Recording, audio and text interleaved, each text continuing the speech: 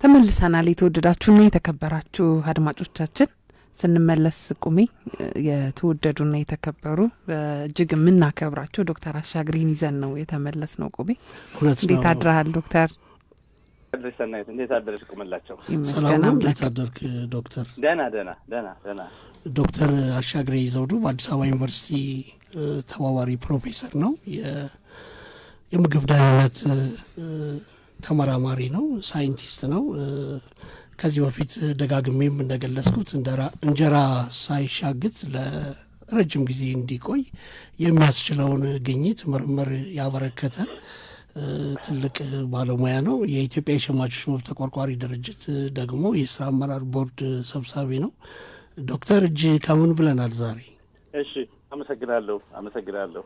ፕሮግራማችንም እየተከታተልኩ ነበረ። በመጀመሪያ ቁምላቸው ስለ ሰዎች ገቢ እያወራ ነበር። ገቢዎች እጅ ያሉ ያለውን ትንሽዬ ማለት የምፈልገው ነገር አለና በአሁኑ ሰዓት በኑሮ ውድነት ምክንያት ሁላችንም እጅ እያየን ነውና ባለሙያ መሆን አልተቻለም። በምግብ ደህንነቱም ስራ ውስጥ የምንሰራ ሰዎች ለብዙ ተጽዕኖ ተጋልጠን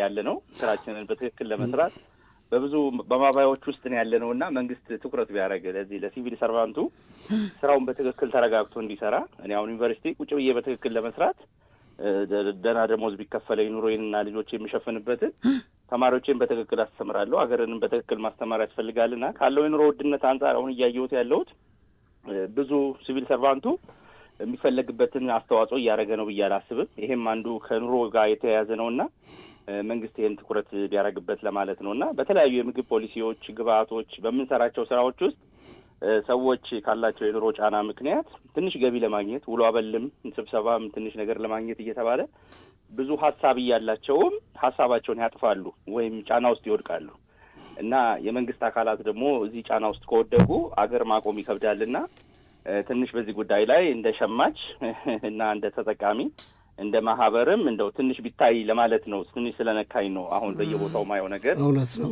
ትልቅ ነገር ነው ያነሳው ዶክተር። አጠቃላይ ትልቅ ችግር ነው እየሆነ ያለው ይሄ።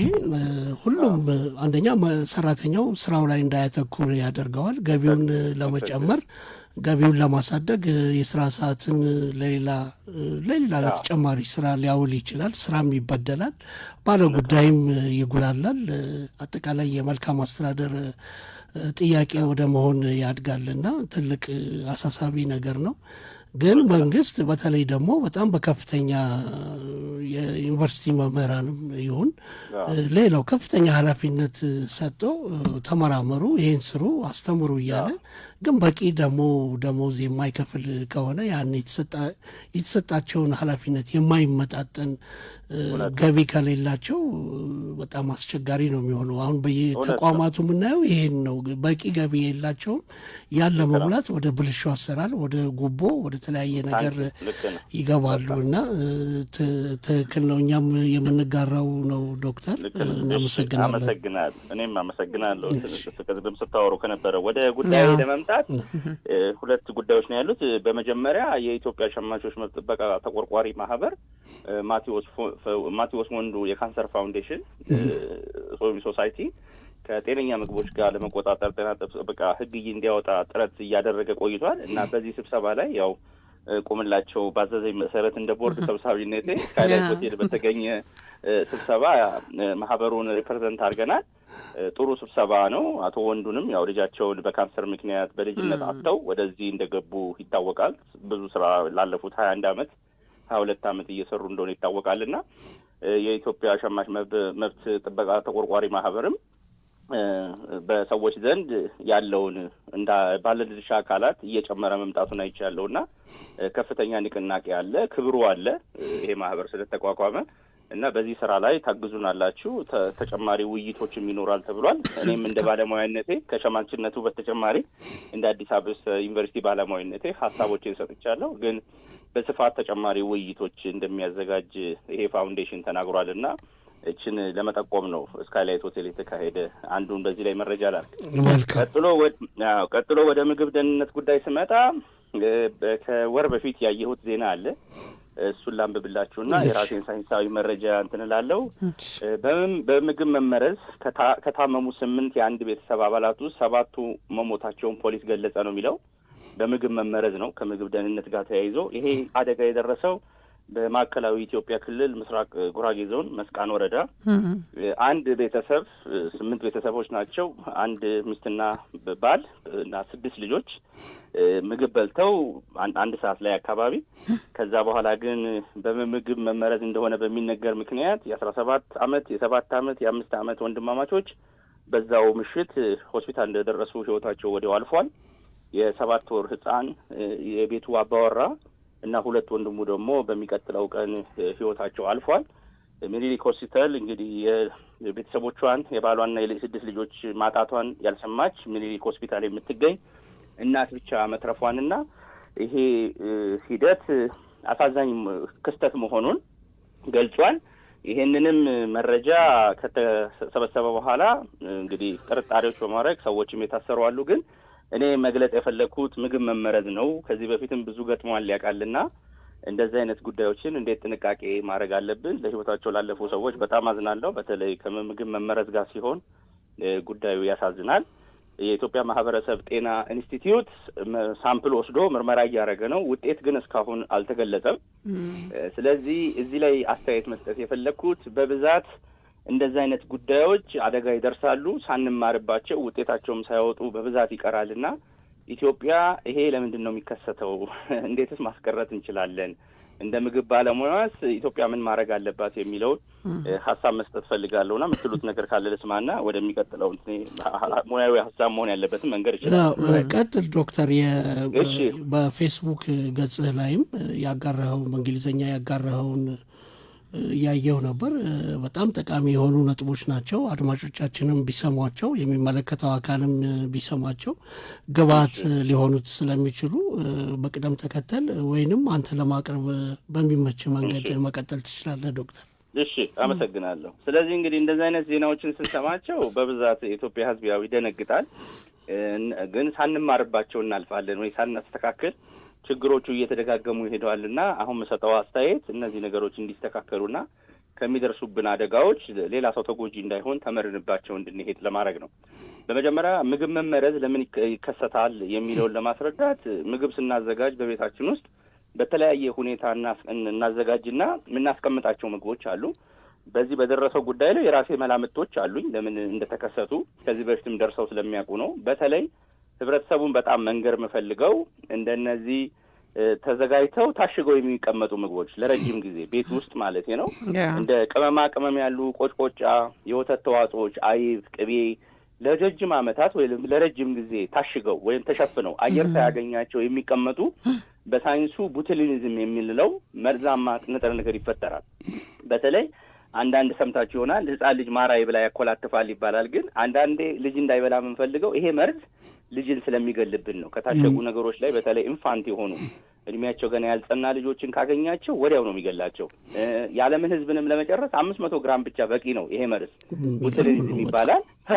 እና በተለይ በታሸጉ በቆርቆሮ ውስጥ በሚገኙ ይሄ ባክቴሪያ ከአፈርም ከምንም ይነካካና አየር በሌለበት ውስጥ ያድጋል። ለምሳሌ የእንጀራ ሻጋታ አየር ሲያገኝ ብቻ ነው የሚያድገው።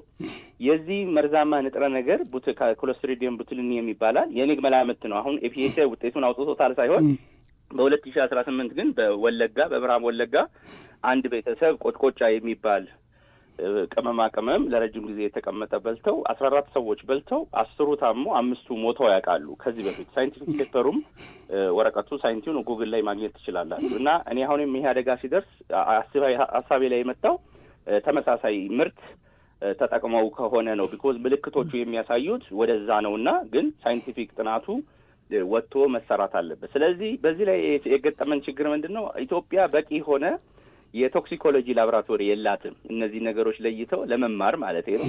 ሌላው ቅድም ቁምላቸውም ስታወራ የነበረው በታክስ ስርዓቱና በገቢዎች የቅንጅት ችግር ነው። የምግብ ደህንነት ጉዳይ ከፖሊስ ይጀምራል፣ ከሄልዝ ኦቶሪቲ ከላቦራቶሪ ተቀናጅተው ይሄ ምንድነው ሰርቬላንስ ወይም ቅኝት መሰራት አለበትና የኢትዮጵያ ሕዝብ እድል ሊያገኝ ይገባል። የሚገለውን ነገር ሊያውቅ ይገባል። በዚህ ምክንያት ሞተ፣ በተኛበት እንዲሆነ ተመርዞ ሞተ እየተባልን ሞታችንን ራሱ በትክክል ያወቅን ሰዎች አይደለምና ሚኒሊክ ሬሳን ይዞ ይመረምራል። ግን በዛ በተጨማሪ ግን ምግብ ሳምፕል ተሰብስቦ ምርመራ ተካሂዶ ምን በልተው ነው የሞቱት? አንዳንዴ እንደውም ወደ ባዕድ አምልኮ ሰዎች አደጋ እንደመረዟቸው ወደ አደጋ እንቀይረዋለን። ስለዚህ ይሄንን አስተሳሰብ ትተን አንማርበትም። አብያንደስታን ሁሉን ነገር ከባዕድ አምልኮ ጋር ከወንጀል ጋር ካያያዝ ነው በቀላሉ ከምግብ የመጣውን ችግር መፍታት አንችልም። እና አንዳንዴ በዚህ የምንፈራው እንግዲህ የመንግስት ጥፋት አይደለም። እንደዚህ ነገሮች ሲደርሱ የህብረተሰብም ችግሮች ይሆናሉ።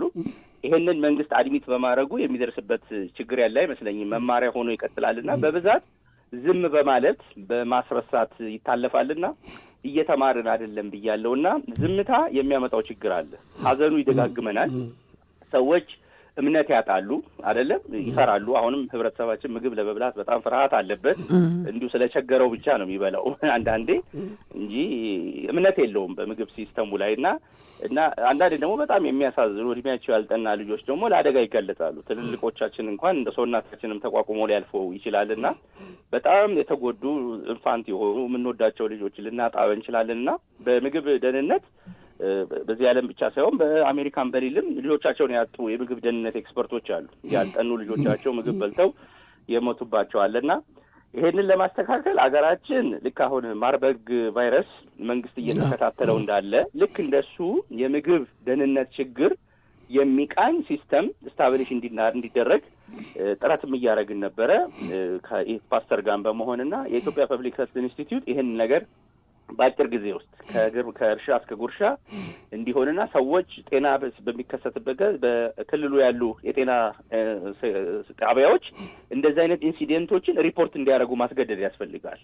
እንድንማርባቸው አካባቢው ላይ የሚሆነውን አደጋ ነውና ስለዚህ የምግብ ደህንነት ጉዳይ እንደምታዩት እንግዲህ ቀላል ጉዳይ አይደለም። ይሄንንም ያደርስብናል። አንዳንድ ቦታም ሰምታችሁ ያውቃል። ትምህርት ቤት ያሉ ተማሪዎች ፌንትን ወደቁ፣ ይሄን በልተው ተመረዙ ምናምን ሲባል እንሰማለንና እኔ ከዚህ መውሰድ የፈለኩት ማጠቃለል የምፈልገው እንደዚህ አይነት አደጋዎች መጨረሻቸው ሊታወቅ ይገባል።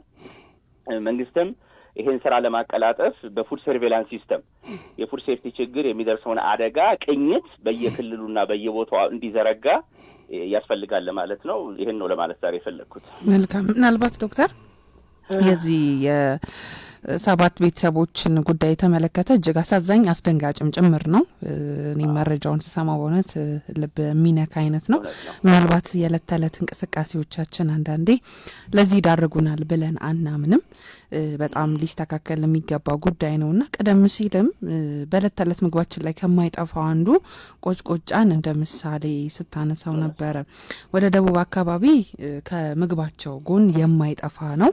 እንዲሁ ደግሞ በአዲስ አበባም አሁን እየተለመደ ነው። እኔ እንኳን የቅርብ ወዳጆቼ ቤተሰቦች ጋር ሲጠቀሙት የማየው ነገር ነውና ምናልባት ከርኖ ፍሪጅ የማስቀመጥ ነገር አለ። እሱም ከቆይታ በኋላ መመረዝን የሚያስከትል ነው ወይስ እንደው ያለክ መረጃ ካለ?